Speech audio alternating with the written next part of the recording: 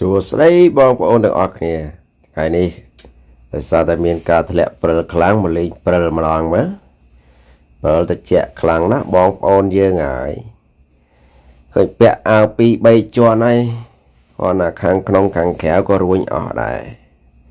មិនតារួញតែខាងក្រៅទេខាងក្នុងក៏រួញដែរលើតែសិនថាទស្សនភាពនេះនៅប្រទេសកម្ពុជាវិញណាថាមិនដឹងចំណេញយ៉ាងណាទេសម្រាប់អ្នកលក់ចាប់ព្រួយ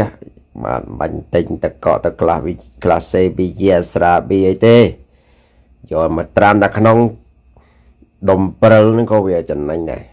តិចនោះម៉ែតិចបាទឃើញទស្សនភាពរួមនេះគឺតិចខ្លាំងណាស់ម្នាក់ពាក់អាវខោអាវរាប់ជាន់នៅតែត្រជាក់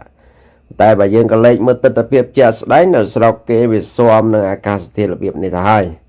តែបើសិននៅស្រុកខ្មែរយើងវិញណាយើងថាដឹងតារួញអស់ហើយមិនដឹង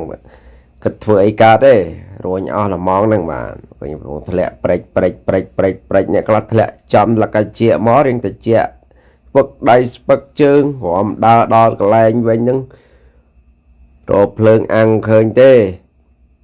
អញ្ចឹងថាក៏ពិបាកណាធ្វើការដំណើរទៅនេះទៅនោះក៏ពិបាកដែររួញខ្ទេចអស់ហើយមិនរួញត្រឹមតែសាច់ទេរួញដល់សក់ទៅទៀតក៏មានដែរអញ្ចឹងថាពិបាកណារដូវត្រជាក់អញ្ចឹងបងប្អូនមើលឲ្យហើយនេះនៅស្រុកគេនេះគឺគាត់ទៅលូទឹកនឹងក៏វាកកអស់លេងតែម្ដងមិនធម្មតាទេអូយបើសិនក្នុងករណីដែលវាត្រជាក់អញ្ចឹងយកស្រាបៀវយាយមកក្លាសេជាដាក់សាច់ក្លែមក្តៅមិនដឹងជាយកជាតិម៉ែអាជាតិអើយតែមើលណាអញ្ចឹងបើសិនបងប្អូនមិនធ្លាប់បានមើលឃើញព្រិលធ្លាក់ទេអាចមើលតាមវីដេអូដែលខ្ញុំបង្ហោះនេះទៅហើយចែករំលែកគ្នាថាការធ្លាក់ព្រិលរបៀបម៉េចណោះវាធ្លាក់ព្រិលវាធ្លាក់អញ្ចឹងបាទធ្លាក់អញ្ចឹងធ្លាក់មកព្រុយ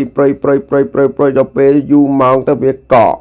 ឯកកនោះមិនមែនតែលើផ្លូវទេកកទៅលើជញ្ជាំងលើឡានលើអាគារលើដើមឈើគ្រប់កន្លែងទាំងអស់មើលទៅពិបាកដែរក្នុងការធ្វើដំណើរទៅនេះទៅនោះអញ្ចឹងណា